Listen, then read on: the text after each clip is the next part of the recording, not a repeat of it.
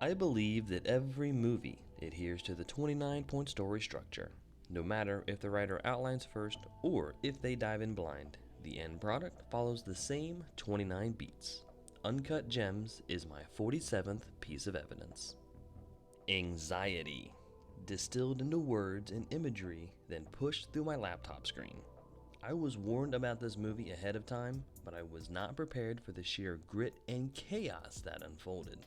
The texture and tone and pace of this movie, nay, this experience, truly is a cinematic wonder to behold. Adam Sandler absolutely owns this role and gave the dramatic performance I knew he was capable of. But my newest favorite actor, Lakeith Stanfield, damn near stole every scene he was in, forcing the veteran to step it up. The script, the direction, the editing, it all came together around the 29-point story structure. Let's begin. A tight focus on the core elements of the protagonist's personality, inner conflict, and situation. We're shown the cursed origins of the Black Opal, then introduced to Howard Ratner and his pain in the ass, his jewelry showroom, chaotic lifestyle, and gambling ambitions. Where, why, and how the protagonists exist in their world, with a focus on why they don't quite fit in. Arno's men and his general wrath are held off by Kevin Garnett's presence in Howard's life, literally and metaphorically, while Damani directs high-caliber clientele to the showroom in exchange for running his own hustle alongside Howard's. A singular event that's never happened before and is destined to lead the characters away from their status quo. Howard receives the cursed Black Opal. An examination of what's different in light of the something new, what's the same in spite of it in relation to the status quo. Howard starts a brand new hustle with what's in front of him, in hopes of staying ahead of what's lurking behind him.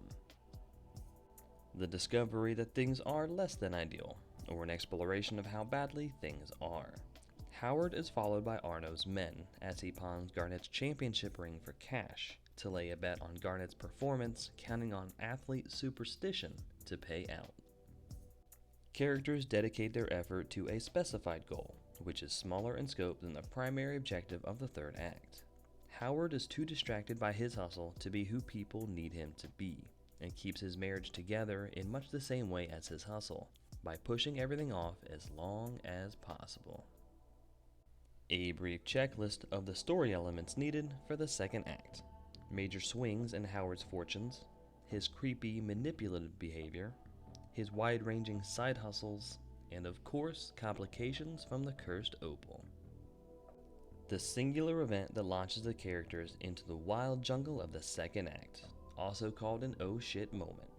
Kevin Garnett fails to return the cursed opal according to plan, and Howard's hustle begins to crack. Oh shit. Characters must learn all new rules and expectations distinct to this adventure. Howard tries to keep track of Damani, who's even slipperier than he is, and confronts the threat that lurks closer to his family, then deals with Arno himself, who robs him and leaves him locked in a trunk. Characters showcase their ability to grow in the areas this adventure requires, typically through external means. Howard makes it in time to see his daughters play, and finds out he's one club stop away from reacquiring his cursed opal. Characters face legitimate and understandable reasons to deviate from their stated convictions, agendas, or desires. Howard wrestles with the disgust and judgment his family no longer hides from him because of his lifestyle. An escalation of problems that vex the characters. Damani reveals that he lied about the cursed opal, that Kevin Garnett kept it again. Then Julia won't acknowledge Howard in public. Howard snakes his way into the back room and finds Julia in a very uncompromising situation with the weekend, then picks a fight. Characters evolve internally by utilizing everything they've gathered and learned.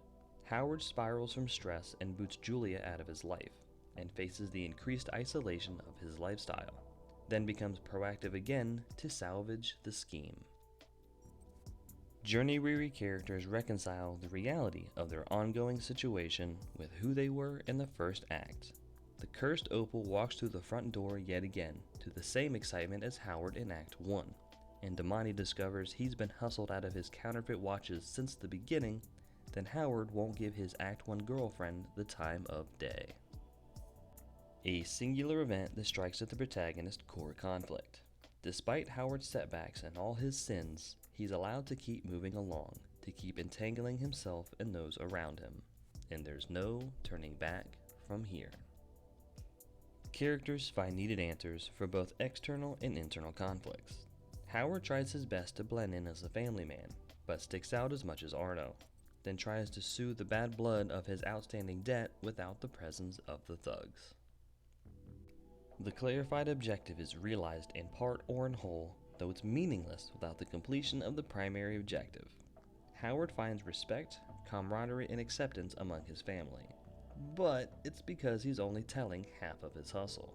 Then he shares a quiet, honest moment with his wife, but it's to calmly tell him how sick he makes her. An existential conflict that wounds the character's sense of self, worldly identity, or their journey. Freshly rejected by his wife, Howard goes to check if Julia is still around, but must contend with the presence of his pea-laden son, who finds out about Howard's mistress and his second life just as he confirms she's gone. His son, his family, bails him out by keeping the secret, and Howard barrels forward with the family man image few people outside his family believe. An undeniable win for the protagonist, typically in direct connection to the rebirth.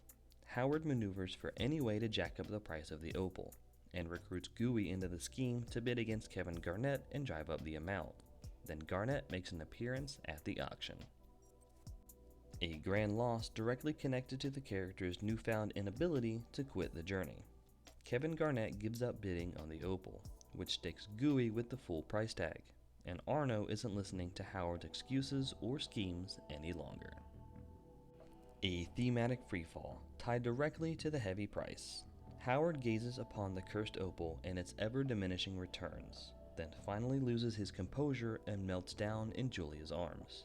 She reveals her loyalty with his name tattooed on her rear, thus marking Howard once again as a pain in the ass.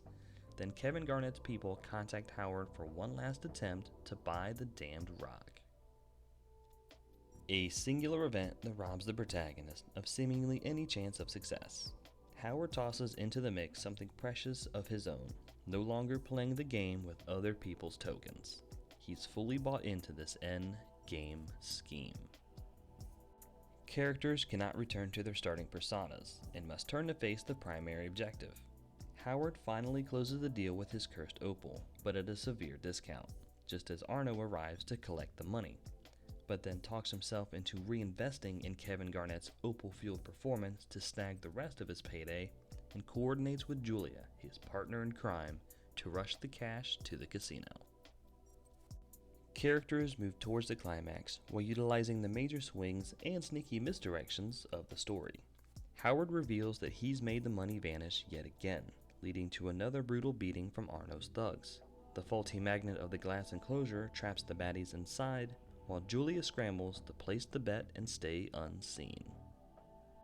The final confrontation between the protagonist and the antagonistic force.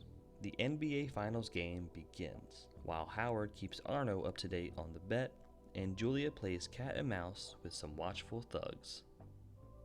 The singular event where the protagonist finally confronts their place in the status quo.